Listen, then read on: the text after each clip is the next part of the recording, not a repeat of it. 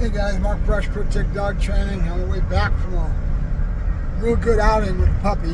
We went down to my buddy's place and I flip a sack at him a little bit. Play and pray, and short and sweet, nothing fancy. He's just getting exposure, right? Different places, different people, different things he's seeing, you know. I was real happy with what he did. It was just amazing. This dog is an amazing dog. And that means my genetics on this whole litter has been really amazing. The only failing is being able to put in the work with all these puppies, you know. I put the work in a big boy and it shows, you know.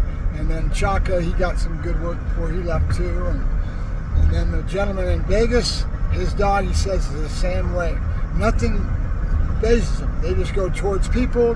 He went up the stairs. I didn't have to coax him for anything. The only thing he showed a little bit of a response to was the waterfall, the sound, right? And so he kind of looked at that, but I walk him right through it. And one of the big things I want to kind of go over right now in regards to that is how much work I put in the foundation in regards to being a team member, the two of us, right? So little things like I can actually say hup onto the back of the truck, and he can't make it, but he gets up there, boom, jumps up, and I catch him and put him up there. I'm going to take that in and let him jump into my arms.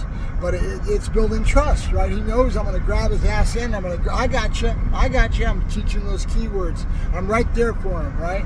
So I do a lot of that. I do a lot of the I'm right there for you. I've got you, you know. And the stuff that I built in, he's picked up on, and he's right there with it. It's great. So right now, like an example at the park, I went through, first I went to my buddies, flipped the sack at him a little bit, and then I went into the back way, and I went to Bass Pro. And then I went from Bass Pro up here to home to go to the store, and on my way home, I went into the park and worked him at the park. So I've got those park benches, and he jumps up on the park bench. I'm teaching him basically the word easy. And easy is used with anything that's precarious, that he might lose his balance on. If he's going over a wobbly board or something, it might make him go, whoa, what the hell is this? Right away, it's easy, easy. And I work him through it. So with the benches, I'm doing easy coming off of that. Think of like they do the agility dogs. They teach the dog to stop at that painted square at the very end of the teeter-totter and that things. They do that so the dogs don't hurt themselves, because they get so much speed going on an agility course, they jump over that type of stuff that's a little precarious, and they could hurt themselves. So they teach the dog within the sport to hold and to wait before he comes off of that spot. So I'm doing the same thing on the benches. I'm going over that bench, and on the way down, I'm not just letting him jump and be stupid. I don't want him to hurt himself, and he's going to be pounding on the ground. We don't want that, so it's easy, easy. I'm teaching him to go slow at that one spot, right? So when I do that with everything I do towards the agility, I teach him what the word easy is. It's going to teach him to slow down, to be more careful in those spots, right? So the word easy is another keyword that I put into the training. Right? I have all kinds of these little keywords and things that I do that build the foundation towards all kinds of things within a context. I'll give you a good example of that. You've seen me do my where I've taught the dog to settle, right? He's been on the table and he lays down and he settles, and I'm teaching him good. I'm coming back to him with good.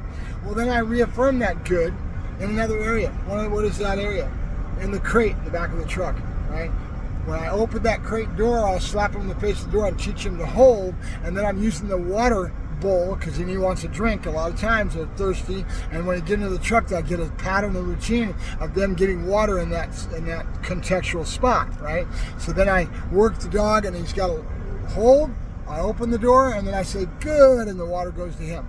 Good, and the water goes to him. I'm reaffirming that good means that it's going to come to you, right? And that good is full of duration, full of waiting, full of all kinds of contextual things that word is going to tie into in regards to the training. And I keep building the context with that word, and all my words for that matter, right?